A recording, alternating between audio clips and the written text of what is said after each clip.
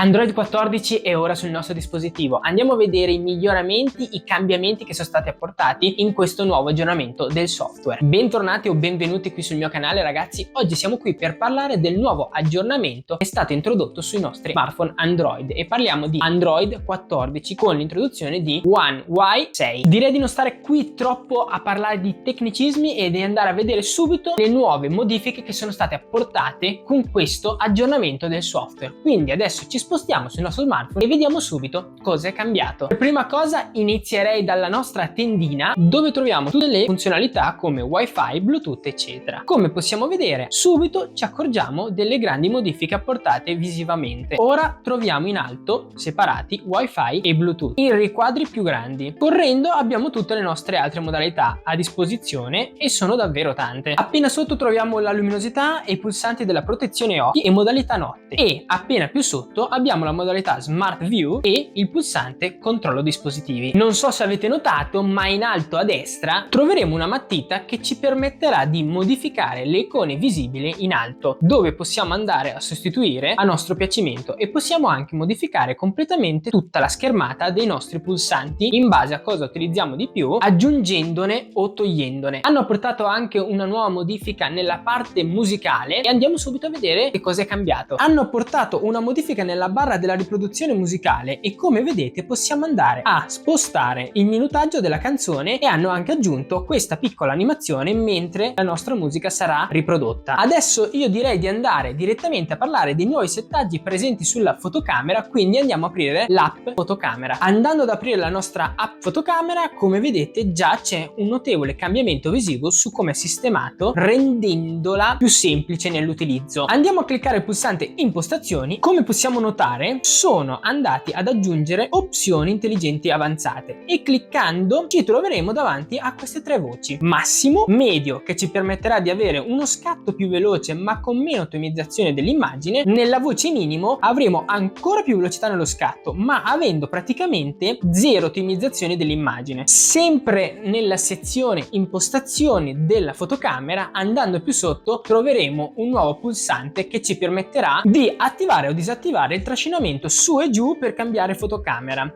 La funzione era già presente ma non potevi selezionare se disattivarla oppure no. Questa funzione, se attiva, permette di cambiare la fotocamera da posteriore a frontale o viceversa solo trascinando su e giù la schermata della fotocamera. Se disattivata, naturalmente il movimento non crea nessun cambiamento. Io di solito lo tengo sempre attivo perché utilizzando una mano è molto più comodo. Tornando sulla nostra schermata principale, prima di parlare della sezione widget, delle modifiche che hanno apportato, non so se anche voi dopo l'aggiornamento vi siete trovate le icone nettamente più grosse rispetto a prima, ma qui andiamo subito a sistemarle in un modo molto veloce e semplice. Teniamo premuto sullo schermo, clicchiamo impostazioni e ci apparirà questa schermata con queste voci: griglia schermata home, griglia schermata applicazioni e griglia cartelle. Se andiamo a cliccarci sopra, come potete vedere, possiamo modificare la grandezza delle nostre icone. Possiamo renderle più giganti o molto più piccole, sia nella schermata app sia nella schermata principale o nelle cartelle. Un'altra piccola modifica che è stata apportata è il font delle scritte nell'orario, per esempio. Ora andiamo a ricliccare sullo schermo e andiamo a parlare di quella piccola modifica che hanno apportato nella parte widget. Tenendo premuto lo schermo ci comparirà la parte widget e noteremo che come novità abbiamo la possibilità di mettere un widget particolare della fotocamera. Se andiamo a attivare questo nuovo widget sulla nostra schermata della fotocamera possiamo decidere, quando andremo a cliccarci sopra, il titolo che vedremo sempre davanti al widget, la copertina dell'immagine e la modalità da aprire al click sul widget, perché questo ci permetterà appunto di andare a aprire la fotocamera con una modalità scelta all'inizio, così da avere sempre a disposizione la stessa modalità, comunque magari uno va a utilizzare più spesso. Molto comodo, anche se io non l'andrò a tenere per esempio sulla mia schermata principale perché mi trovo più comodo andare ad attivare sinceramente col pulsante laterale. Finiti questi piccoli aggiornamenti, secondo me una cosa che hanno migliorato ancora è appunto la reazione nel movimento, per esempio sulle schermate, sul click delle icone e molto altro. Lo smartphone secondo me dopo questo aggiornamento si è presentato nettamente più veloce e anche più prestante, comunque anche se lo era già di partenza. Fatemi sapere voi cosa ne pensate sotto nei commenti, vi ricordo di iscrivervi al canale per rimanere aggiornati sui prossimi video e ci rivediamo direttamente la prossima domenica. Ciao a tutti!